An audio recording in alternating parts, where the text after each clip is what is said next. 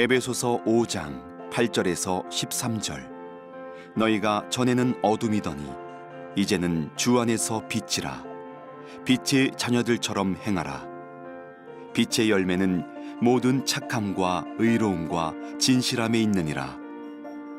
주를 기쁘시게 할 것이 무엇인가 시험하여 보라. 너희는 열매 없는 어둠의 일에 참여하지 말고 도리어 책망하라. 그들이 은밀히 행하는 것들은 말하기도 부끄러운 것들이라. 그러나 책망을 받는 모든 것은 빛으로 말미암아 드러나나니 드러나는 것마다 빛이니라.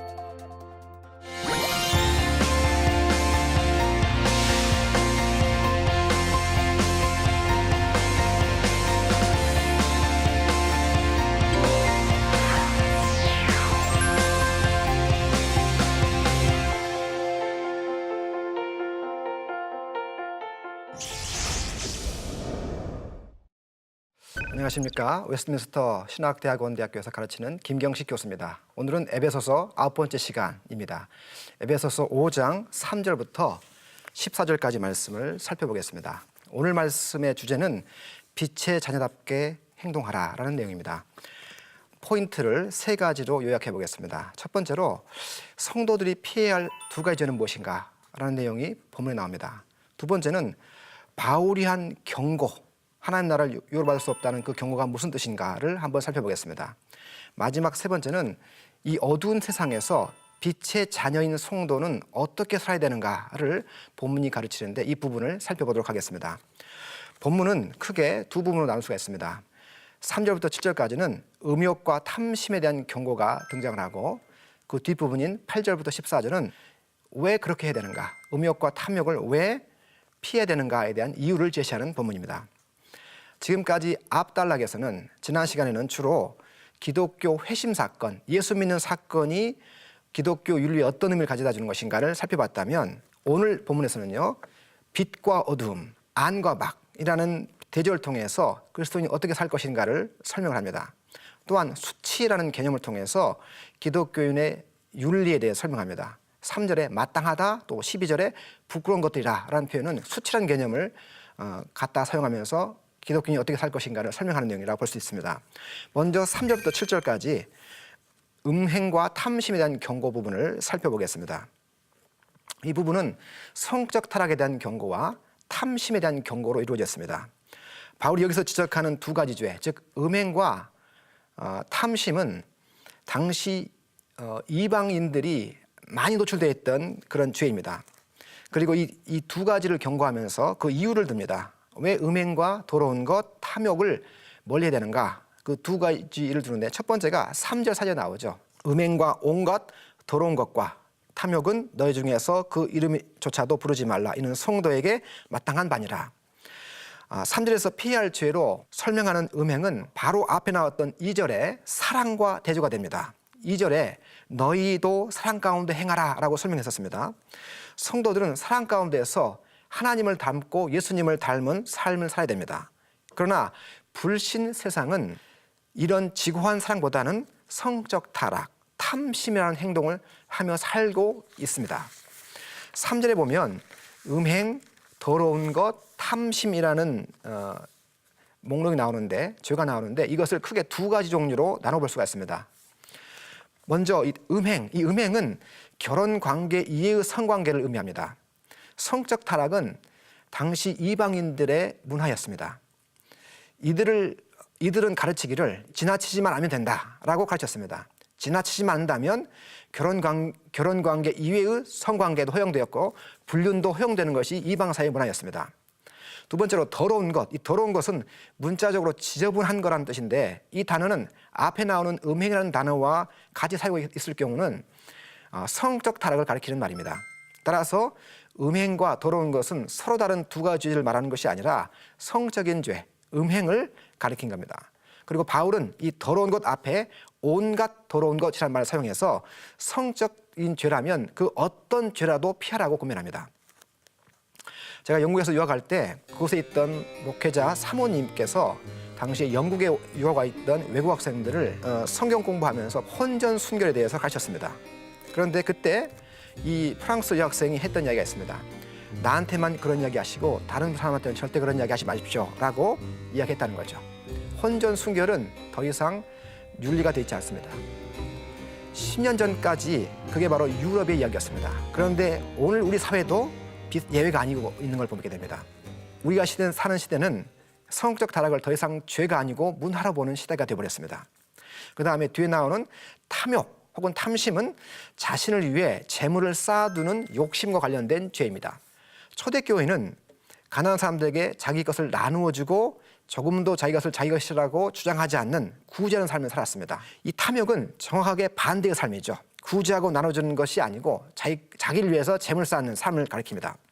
이제 3절, 그 이름조차 부르지 말라. 이는 성도에게 마땅한 바니라. 바울은 여기서 성도들이 왜 성적 타락과 음욕을 피해야 되는지 그 이유를 제시하고 있습니다.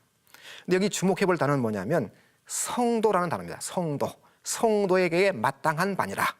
이 성도란 말은 거룩한 사람들이란 말이죠. 근데 그 거룩이란 단어는 본래 구별됐다는 뜻입니다. 구별됐다. 이 구별된다는 것이 거룩의 기본 개념입니다. 따라서 성도들, 거룩한 사람들은 구별된 사람들입니다.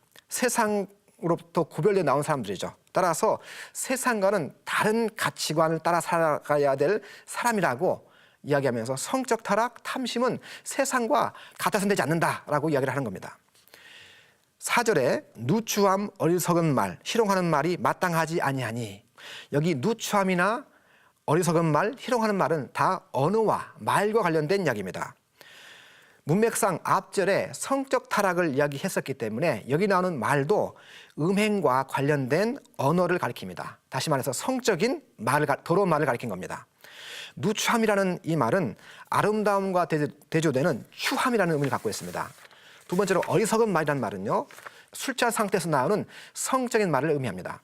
희롱의 말이라는 것은 당시 이 단어를 사용했던 예를 보면 명석한 머리를 갖고 있는 사람이 유창한 말을 가지고서 사용할 때 이 말을 사용했습니다. 근데 여기서는 아마도 술잔치에서 또는 파티에서 유창하게 말하는 사람이 위트나 유머를 섞어가지고 하는 성적 농담을 가리키는 것 같습니다.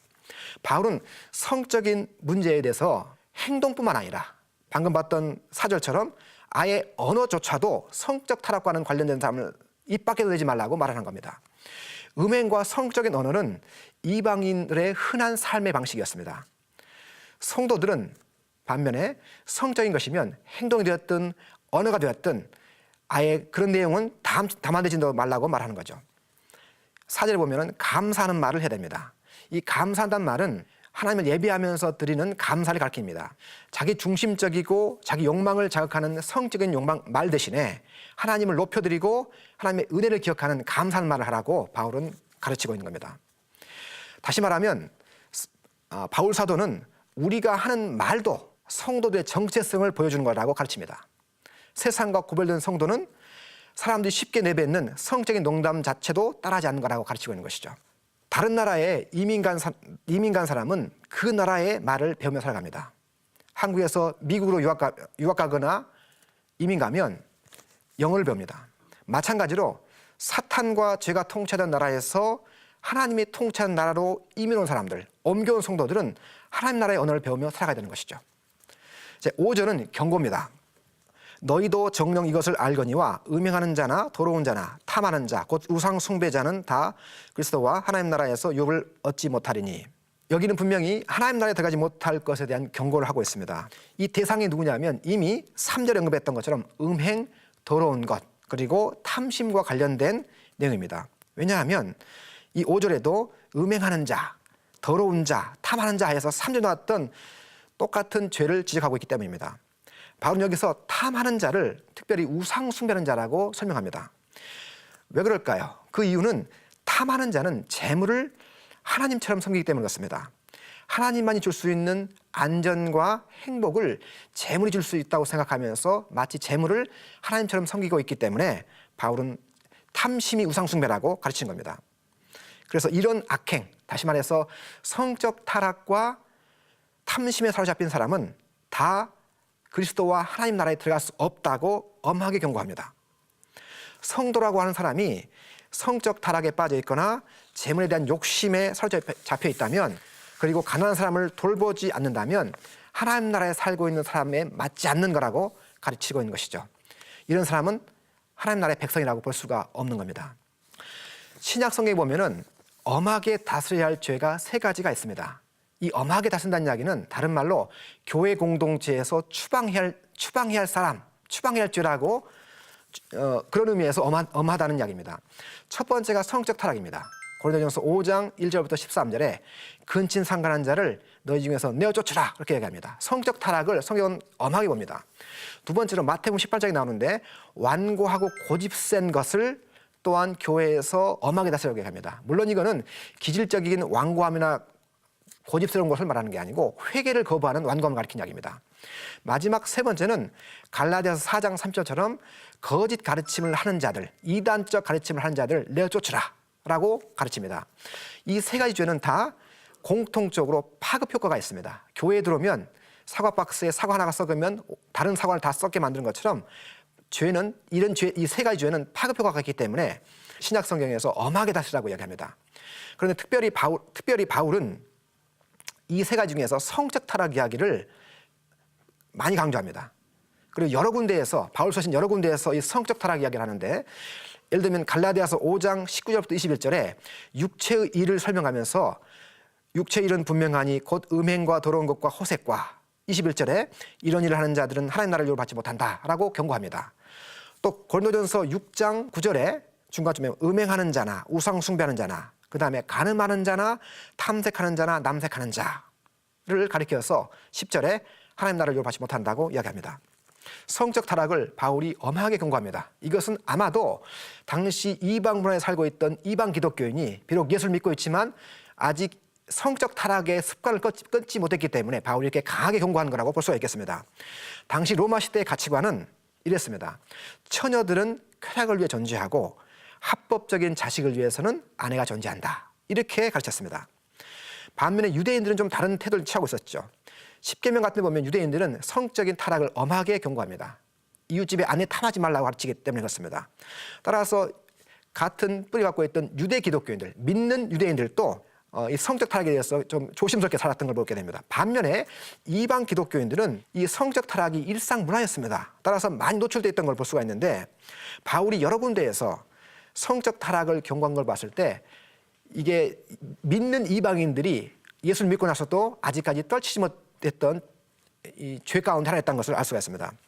성적인 타락은 가벼운 죄가 아닙니다. 구약에 보면 죄도 큰 죄가 있고 작은 죄가 있습니다. 물로 씻으면 해결되는 죄가 있고 물이 아니고 동물의 피로 해결해야 할 죄가 있습니다. 신약도 마찬가지입니다. 아까 말씀드렸던 3가지 죄가 엄한 죄죠. 그중에서 성적 타락도 엄한 죄라고 볼 수가 있겠습니다.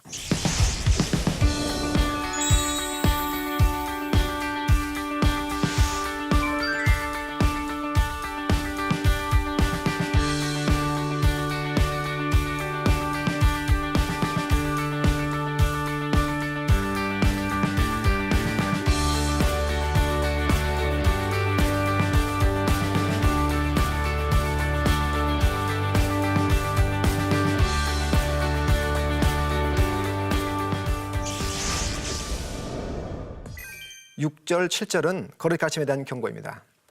6절 누구든지 헛된 말로 너희를 속이지 못하게 하라.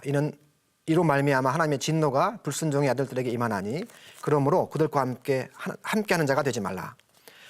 이 본문은 거짓 가르침, 특별히 음행과 탐심이 아무런 문제가 되지 않는다고 가르치는 사람들을 그들의 말을 듣지 말라고 바울이 강하게 경고합니다. 음행, 다시 말해서 결혼관계 이외의 성관계가 괜찮다고 가르치는 사람 혹은 자기만을 위해서 재물을 모으는 것이 나쁘지 않다고 가르치는 사람이 그 사람이 교회 밖에 있는 사람이든 교회 안에 있는 사람이든 이 사람들의 말을 따라가지 말라고 이야기합니다. 바울은 그들이 누가 됐든지 음행을 가볍게 여기고 탐심을 가볍게 여기는 사람은 하나님의 진노가 그들 위에 임한다고 6절에서 설명합니다. 본문을 보면 굉장히 좀 우리가 어려운 본문이기도 합니다. 왜냐하면 바울은 에베소서에서 성도들의 최종 구원, 성도들의 영광스러운 기업이 보장되어 있다고 이야기했습니다. 성령으로 인침받았다고 이야기했죠. 에베소서 1장 14절 또는 18절. 그런데 오늘 본문에 와서 보면 경고를 합니다. 이러이러한 자들 하나님 나라를 기업받을 수 없다. 성경은 한편으로는 최종 구원에 보장되어 있다고 이야기합니다. 그러나 또 한편으로는 하나님 나라에 들어갈 수 없다고도 강하게 경고합니다. 성경은 당근만 주지 않고 채찍도 있습니다. 당근과 채찍을 통해 성도들을 성장하도록 하는 것이죠. 제 차에는 후진 센서가 달려 있습니다. 그래서 차를 조금 더 후진하면 장애물이 보이면 센서를 크게 올려줍니다. 그 경고는 저를 겁주기 위해서가 아니고 제 차를 보호하기 위해서 경고가 달려 있는 것이죠. 마찬가지로 신약 성경에 나오는 경고들은 우리를 겁주거나 불안하게 만들기 위해서가 아니고 우리가 최종 구원에 도달하도록 우리를 지키기 위해서 하나님께서 주신 채찍이라고 볼 수가 있습니다. 경고는 성도들을 최종 구원에 도달하게 도와주는 역할을 합니다. 그러면 누가 구원받은 사람인가? 경고의 말씀에 회개로 반응하는 사람이 구원받은 사람입니다. 진짜 구원받은 사람은 경고, 이 채찍질 앞에 반드시 그 경고를 진작에 듣고 회개하고 돌아온 사람입니다. 7절에 바울은 이렇게 얘기하죠. 그들과 함께하는 자가 되지 말라. 성도들은 믿지 않는 이방인들이 죄를 죄로 보지 않고 문화로 보는 세상에서 죄를 죄로 보라고 가르치고 있습니다.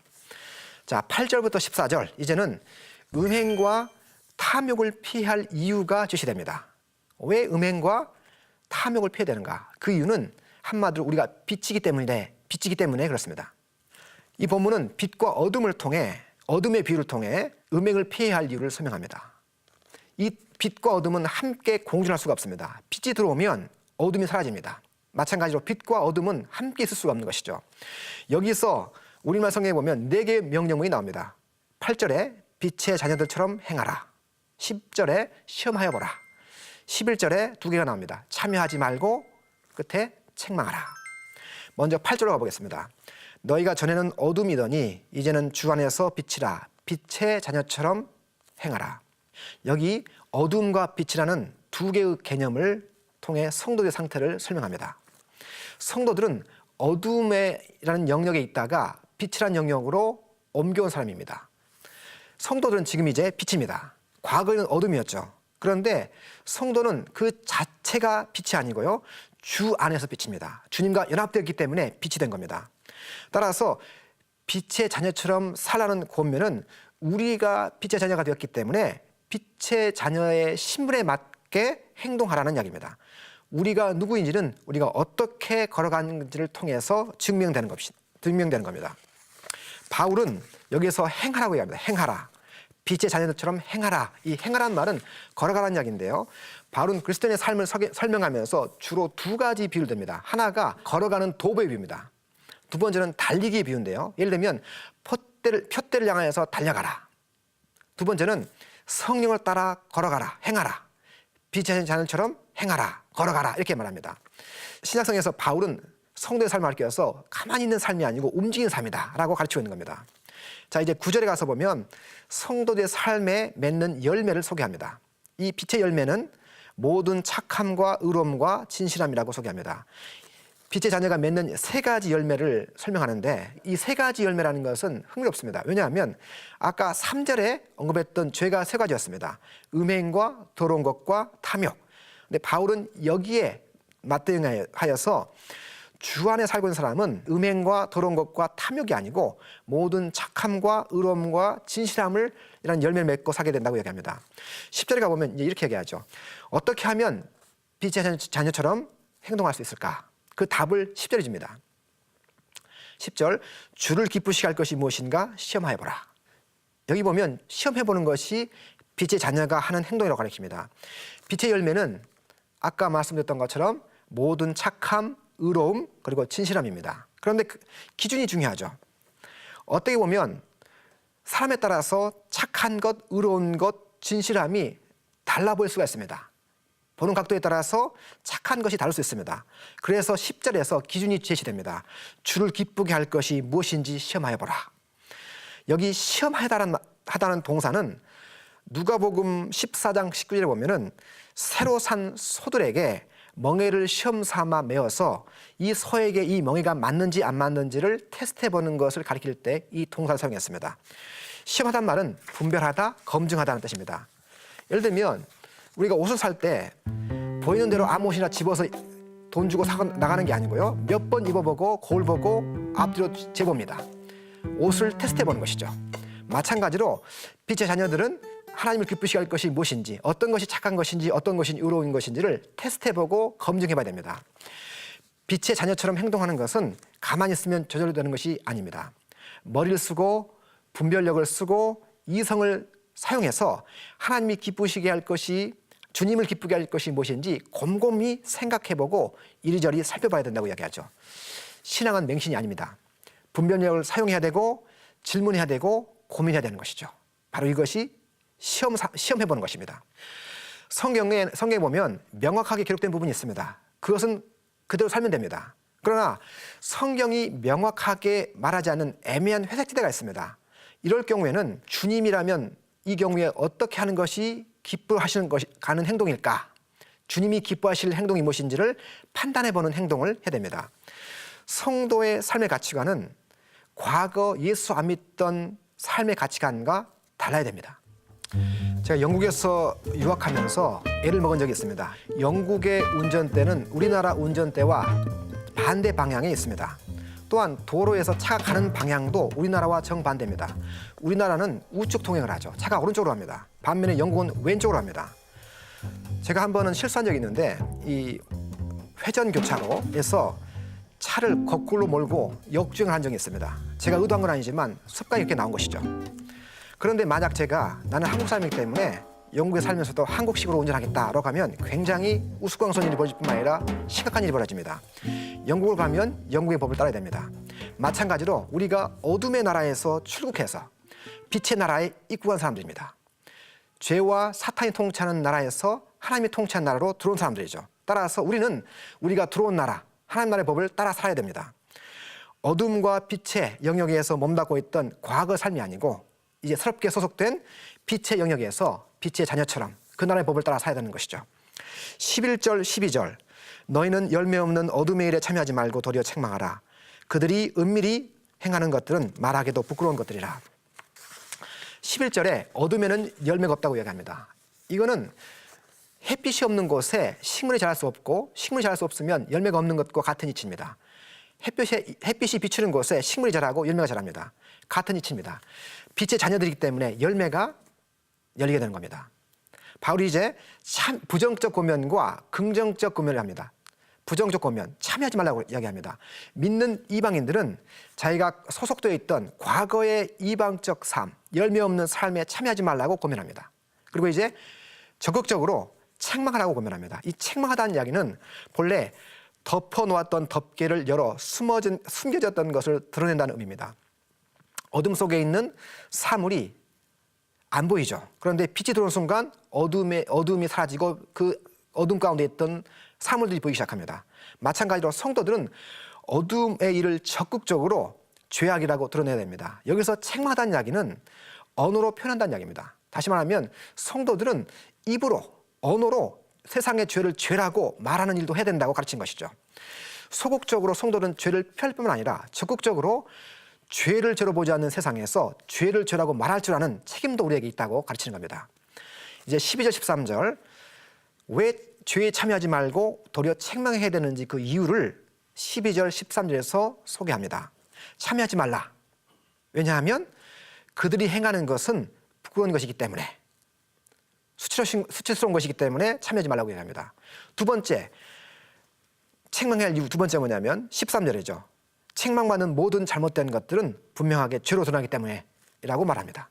오늘 배운 말씀을 적용해 보겠습니다. 두 가지입니다. 첫 번째, 오늘 본문은 성적인 타락은 엄중한 죄라는 것을 가르쳐줍니다. 우리 시대는 성적인 타락을 가볍게 보는 경향이 있습니다. 그러나 성경은 성적 타락을 신약 성경이 말하는 엄중하게 다스려야 할 죄 가운데 하나라고 가르쳤습니다. 세상의 분위기는 성적 타락을 가볍게 보는 경향이 있습니다. 그러나 우리는 이 세상의 빛으로 부름을 받았습니다. 두 번째, 오늘 본문의 적용은 죄는 문화가 아니라 죄로 보아야 한다는 점을 우리에게 가르쳐줍니다. 우리가 사는 사회는 죄를 문화로, 유행으로, 인권으로 보는 시각이 점점 커가고 있습니다. 죄를 아예 합법화하려는 움직임도 있습니다. 그러나 성도는 죄를 문화가 아니라 죄를 죄로 보아야 합니다. 성도들은 소극적으로 어둠의 일에 참여하지 말아야 됩니다. 그러나 적극적으로는 어둠의 일을 죄라고 말로 표현할 수 있어야 됩니다. 죄를 문화로 보는 이 시대에 우리는 주님을 기쁘시게 할 것이 무엇인지 시험하는 분별력이 필요합니다. 오늘은 에베소서 5장 전반부를 통해 빛의 자녀인 우리가 어떻게 살 것인가를 살펴보았습니다. 다음에는 에베소서 5장 후반부를 살펴보겠습니다. 다음 시간에 뵙겠습니다. 감사합니다.